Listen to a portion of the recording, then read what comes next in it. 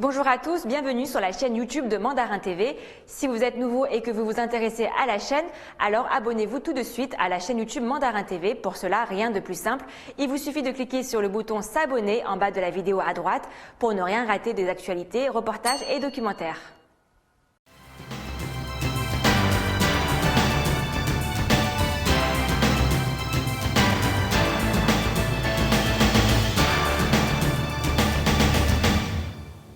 Bonjour à toutes et à tous, bienvenue dans Chine France le journal, votre émission quotidienne d'information sur la Chine en français sur Mandarin TV. Sans transition, voici les titres de l'actualité. La Chine déplore son premier décès lié au Covid-19 depuis 8 mois. Les enquêteurs de l'Organisation mondiale de la santé sont arrivés jeudi à Wuhan en Chine. Xi Jinping encourage le groupe Starbucks à continuer de promouvoir les relations sino-américaines. Le commerce extérieur de la Chine bat un nouveau record en 2020.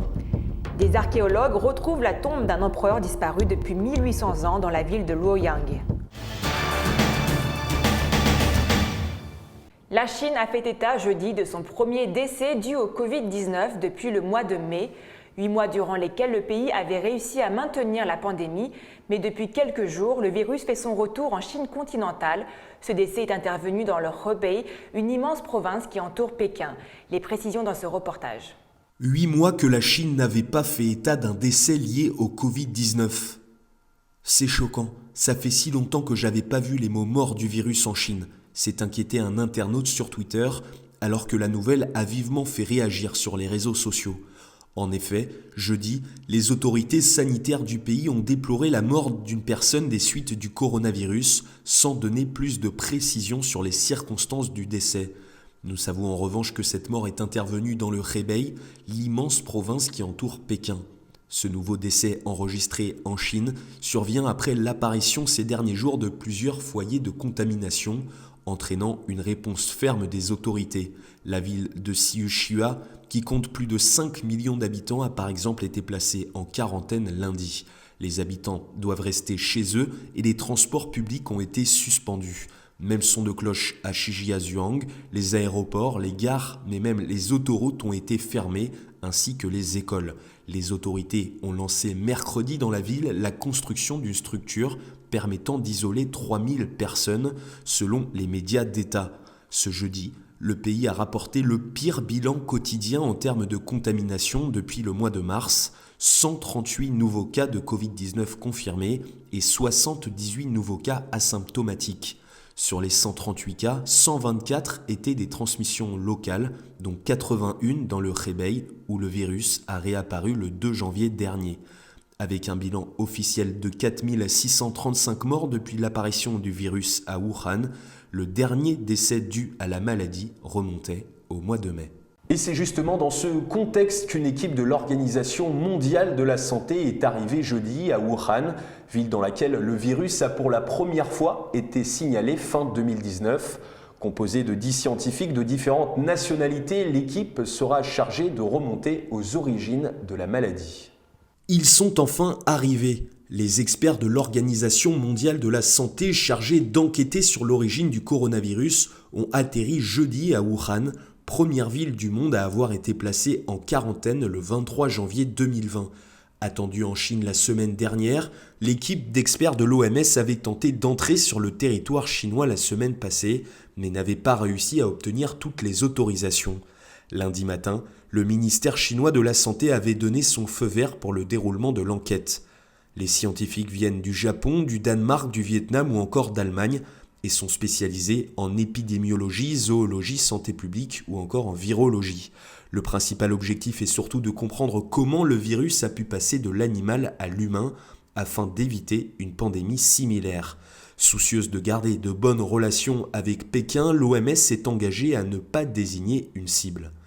Ce sont des réponses que nous cherchons, non des coupables ou des accusés, a rappelé lundi le directeur des questions d'urgence sanitaire à l'OMS, Michael Ryan. Une enquête qui durera entre 5 à 6 semaines. Malgré tout, les enquêteurs vont devoir encore patienter quelques jours avant de commencer leurs investigations, le temps de respecter une quarantaine obligatoire sur le sol chinois, alors que le pays connaît un regain épidémique important ces derniers jours. Le président chinois Xi Jinping encourage le célèbre groupe américain de boissons Starbucks à continuer de promouvoir les relations sino-américaines. Le président a répondu à une lettre du dirigeant de Starbucks, Howard Schultz. Le président chinois Xi Jinping a encouragé Howard Schultz, président honoraire de la grande chaîne de café américaine Starbucks, à continuer de jouer un rôle positif dans la promotion de la coopération économique et commerciale sino-américaine, ainsi que des relations bilatérales. Dans une réponse le 6 janvier à une lettre envoyée par Howard Schultz, Xi Jinping a rappelé que sous la direction du Parti communiste chinois, 1,4 milliard de ses compatriotes avaient fait des efforts ardus sur le long terme pour bâtir une société modérément prospère à tous les égards et poursuivre la modernisation socialiste. Xi Jinping a souligné que son pays était engagé dans une nouvelle voie pour la construction complète d'un pays socialiste moderne, ce qui devrait permettre aux entreprises du monde entier, dont Starbucks et d'autres entreprises américaines, de se développer en Chine. Le président chinois a dit espérer que la plus grande chaîne de café du monde s'efforcera activement de favoriser la coopération économique et commerciale sino-américaine ainsi que les relations entre les deux pays. Dans sa lettre adressée au président chinois, Howard Schultz avait félicité la Chine pour l'avènement prochain d'une société prospère à tout égard sous la direction de Xi Jinping et exprimé également son respect envers la culture et l'ensemble du peuple chinois. L'économie chinoise est la grande gagnante de la crise du Covid-19. En effet, le commerce extérieur chinois a enregistré une croissance d'1,9% l'année dernière, des chiffres qui démontrent que la croissance mondiale reste aujourd'hui plus que jamais dépendante de la Chine. L'économie chinoise tient bon malgré la crise sanitaire.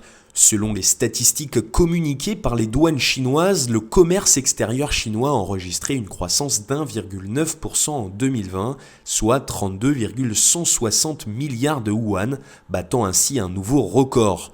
Pour le seul mois de décembre, les exportations ont bondi de 10,9% sur un an.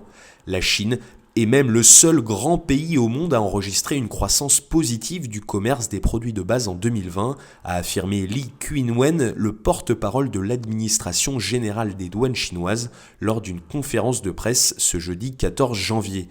La crise sanitaire a donc paradoxalement bénéficié au pays. Les exportations de masques, d'équipements de protection ont augmenté de 31% en un an, mais aussi celles des produits électroniques pour les consommateurs confinés du monde entier. Résultat, un excédent commercial record de 62 milliards d'euros en novembre. L'économie chinoise triomphe donc sur tous les tableaux. Elle a aussi renforcé sa place sur les marchés financiers malgré les barrières tarifaires de Donald Trump. La croissance mondiale reste aujourd'hui plus que jamais dépendante de la Chine. Un modèle qui a toutefois ses limites et le chemin est encore long pour rattraper les États-Unis. Le vieillissement de la population chinoise, un secteur privé bridé par l'État et l'endettement croissant sont autant de facteurs qui pourraient retarder le pays dans sa course à la place de première puissance économique mondiale. Au cours des 10 premiers mois de l'année dernière, le commerce extérieur et les exportations du pays ont représenté respectivement 12,8% et 14,2% du total mondial, atteignant tous les deux un record historique selon les données de l'Organisation mondiale du commerce. Dans la province du Henan, au centre de la Chine, des archéologues ont retrouvé la tombe de l'empereur Huangdi, aussi connu sous le nom de Liu Zi. Sa mort remonte à plus de 1800 ans sous le règne de la dynastie des Han orientaux. L'occasion d'effectuer un retour dans le passé en se repenchant sur le règne agité de cet empereur. Plus de 1800 ans après sa mort, un empereur chinois vient de ressortir de l'oubli. Dans la province du Henan, au centre de la Chine, des archéologues ont annoncé avoir retrouvé la tombe de Huangdi, aussi connue sous le nom de Liu Zi. Sa tombe se trouverait dans un mausolée situé à proximité du village de Baikaopo, dans la ville de Luoyang. Cela fait de nombreuses années que les archéologues connaissent l'existence de ce mausolée. Certains indices avaient même déjà permis de supposer qu'il constituait le lieu de repos de l'empereur. Avec les précieux documents indiquant la localisation de la tombe, cette découverte nous rend quasi certains qu'il s'agissait de la tombe de l'empereur Liu Zi, a expliqué à l'agence Xinhua Wang Jiunji, chercheur du Luoyang City Cultural Relics, qui dirige le projet de fouille. Liuzi fut le 11e empereur de la dynastie des Han orientaux, démarrée en l'an 25. Il a régné sur la Chine de 146 à 168, année de sa mort à l'âge de 36 ans. Liuzi est arrivé au pouvoir en des temps tourmentés où les famines et les rébellions étaient devenues plus fréquentes. Et son règne n'a pas arrangé la situation. Les fouilles menées près du village de Baikaopo ont démarré en 2017. Elles ont permis de mettre au jour un cimetière contenant plus de 100 tombes remontant jusqu'à 2200 ans. Les archéologues ont identifié parmi les ruines des couloirs, des terrasses, des puits ainsi que des canaux de drainage. Le spécialiste Wang Xingxi a souligné que la nouvelle découverte était d'importance pour étudier la disposition de la tombe et les pratiques funéraires sous les empereurs de la dynastie des Han. Et c'est déjà la fin de notre journal. Merci à tous de nous avoir suivis. Et pour retrouver toutes nos vidéos et toute l'actualité, rendez-vous sur mandarintv.fr ou en vous abonnant à la chaîne YouTube Mandarin TV. Très bonne journée ou très bonne soirée à tous sur Mandarin TV.